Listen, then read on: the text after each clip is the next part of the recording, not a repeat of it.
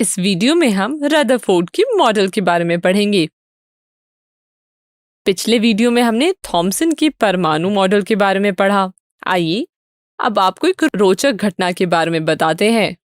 1911 में वैज्ञानिक रदरफोर्ड और उनके सहकर्मियों हेंस गीगर, अर्न्स्ट मार्स्टेन ने प्रयोगों की एक श्रृंखला शुरू की, जिसने परमाणु के स्वीकृत मॉडल को पूरी तरह से बदल दिया।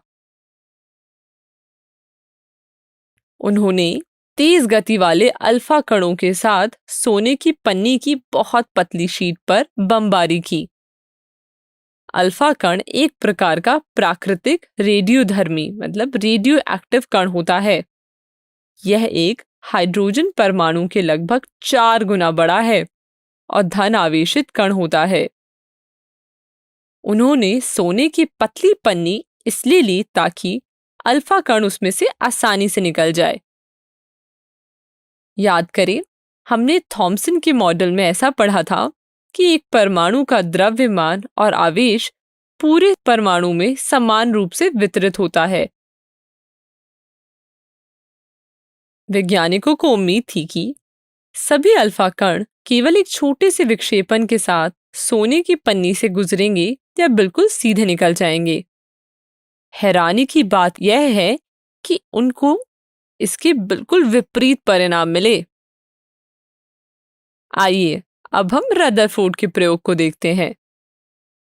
पहले एक रेडियोधर्मी स्रोत से अल्फा कणों की बमबारी एक पतली सोने की परत पर की। इसके निम्नलिखित परिणाम मिले।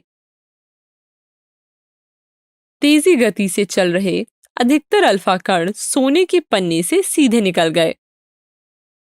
कुछ अल्फा कण पन्नी के द्वारा एक छोटे कोण पर विक्षेपित हुए। आश्चर्यजनक रूप से लगभग प्रत्येक 12,000 कणों में से एक कण वापस आ गया। आइए देखते हैं कि इन परिणामों से रदरफोर्ड ने क्या निष्कर्ष निकाले।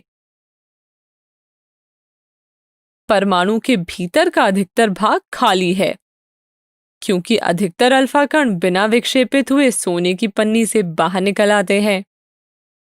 दूसरा पॉइंट था, बहुत कम कण ने अपना मार्ग बदल दिया, जिससे यह ज्ञात होता है कि परमाणु में धनावेशित भाग बहुत कम है और वह अल्फा कणों को विकर्षित, जिसे हम अंग्रेजी में रिपेल कहते हैं, रिपेल करता है। बहुत कम अल्फा कण 180 डिग्री पर विक्षेपित हुए थे, जिससे यह संकेत मिलता है कि सोने के परमाणु का पूर्ण धनावेशित भाग और द्रव्यमान परमाणु के भीतर बहुत कम आयतन में सीमित है। इन प्रयोगों के आधार पर रदरफोर्ड ने परमाणु का नाभिकीय मॉडल प्रस्तुत किया। आइए अब हम इस मॉडल को देखते हैं। परमाणु का केंद्र धनावेशित होता है, जिसे नाभिक कहा जाता है। एक परमाणु का लगभग सारा द्रव्यमान नाभिक में होता है।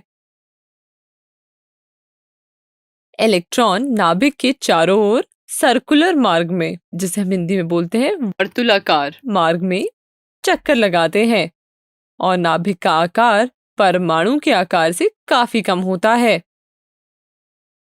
रदरफोर्ड के इस मॉडल को हमें नाभिक के बारे में पता चला और परमाणु की संरचना के विषय में भी नई बातें मिली। परंतु कुछ समय बाद इस मॉडल में कुछ कमियां निकल आई। आइए उन्हें देखते हैं। एक गोलाकार कक्षा में घूमते हुए इलेक्ट्रॉन का स्थिर हो पाना संभव नहीं है। आइए देखें कि कैसे। कोई भी आवेशित कण गोलाकार कक्षा में त्वरित होगा। त्वरण के दौरान आवेशित कण ऊर्जा का विकिरण करेंगे। इस प्रकार परिक्रामी इलेक्ट्रॉन ऊर्जा खो देगा और अंत में नाभिक में गिर जाएगा, जैसा कि आप देख सकते हैं। यदि ऐसा होता तो परमाणु अत्यधिक अस्थिर होना चाहिए और इसलिए पदार्थ उस रूप में मौजूद नहीं होगा जो हम जानते हैं। किंतु हम यह जानते हैं कि परमाणु काफी स्थिर होते हैं, इसलिए यह मॉडल इलेक्ट्रॉन की स्थिति को सही से नहीं बता पाया।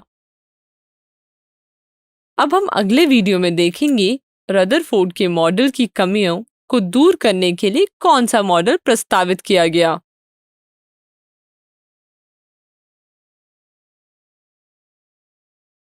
इससे पहले हम आगे बढ़ें, सबसे पहले आप रदरफोर्ड मॉडल के मुख्य बिंदुओं को नोट कर लीजिए।